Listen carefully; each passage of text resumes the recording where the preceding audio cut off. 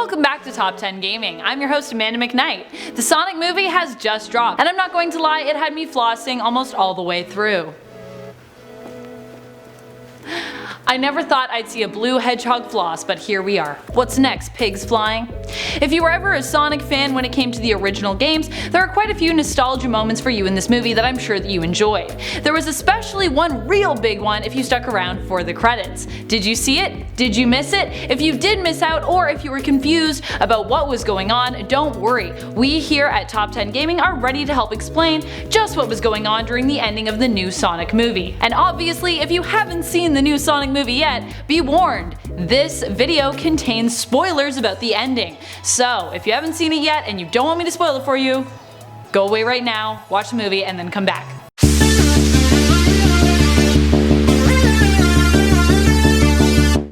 Alright, let's start at the end. Sonic and Dr. Robotnik are in the middle of their final boss fight. In an effort to lose Robotnik, Sonic has been using rings to travel the world in order to shake Robotnik off his tail. In Egypt, Sonic unleashes a sandy speed tornado in an attempt to trap Robotnik there while he gets away, returning to Green Hills, which by the way is a nod to the first level in Sonic known as Green Hill Zone. Unfortunately for our little blue hero, Robotnik does manage to follow Sonic back to Green Hills and even seems to defeat him, with Sonic's last word being one that he loves, squawk. In an attempt to defend Sonic, Tom, who now has Sonic's bag of magic rings, opens a portal that takes him just behind Robotnik and his Eggmobile. He attacks Robotnik. Upon perceiving this, it sparks a strong feeling of friendship within Sonic, and we've discovered that emotion tends to multiply Sonic's power levels. He uses his increased power to declare that the power that Robotnik is using is actually his, and he recognizes that. Surging, he takes back the power from the single blue quill that Robotnik had.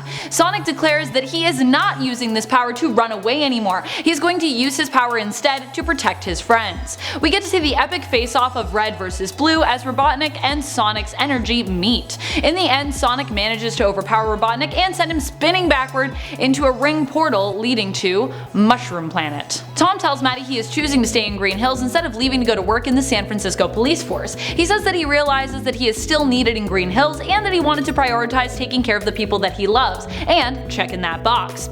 A reference to the bucket list that Sonic had made earlier, and that desire to do what matters most to you in life before you kick the bucket, as the saying goes. After that insane fight scene, we cut to a bright sunny day in the Wachowski residence. Tom and Maddie are patching up the holes in their dining room walls caused by Robotnik's attack drones earlier on in the film.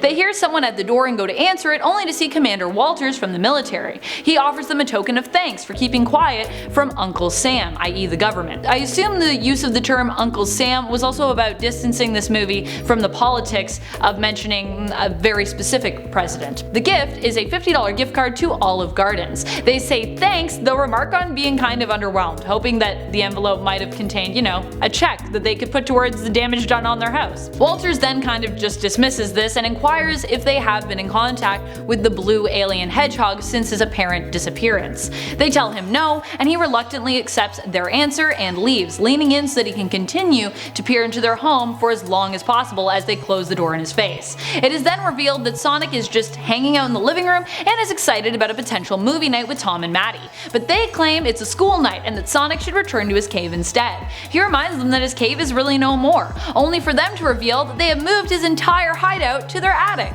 giving him his own bedroom, basically just up there in their attic. In other words, they're adopting the little alien hedgehog, Sonic, into their lives and their home. Aww, he finally has friends. So cute. The film ends with us returning to Dr. Robotnik on the Mushroom Planet, who is plotting his revenge. He assures us that he is still completely sane as we watch him finish shaving his head, completing his transformation into Eggman, who we know from the games, complete with his insane mustache and goggles. With him is his own version of Agent Stone, a sort of Wilson Castaway take on his old assistant. This Agent Stone is a head-sized boulder covered in moss with markings that resemble a face on its one side. Eggman yells at Stone and tosses it in a rage, ordering it to perform reconnaissance. Eggman claims he will return to Earth by Christmas and continues robotically moving from giant mushroom to giant mushroom. Maybe a hint at a release date for a Sonic sequel. Could we be seeing one this Christmas? Probably not, but maybe next Christmas, who knows. Speaking of sequels, we also get a mid-credits scene. Here we look down on Green Hills as a ring portal opens, but this time a different creature emerges, Sonic's trusty video game sidekick, Tails. Yeah, if you missed this, it's pretty cool.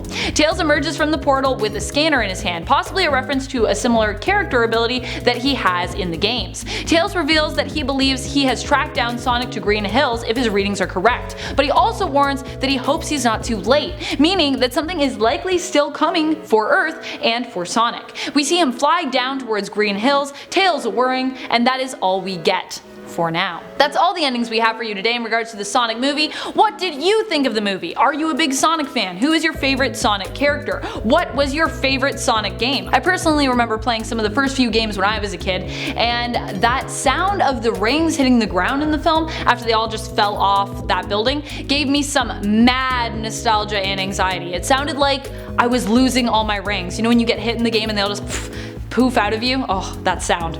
Let us know your thoughts and feels in the comments below, and be sure to like, sub, and ring that bell if you haven't already on your way down there. This has been Top 10 Gaming, and I'm your host Amanda McKnight, reminding you to keep gaming on. Pew pew!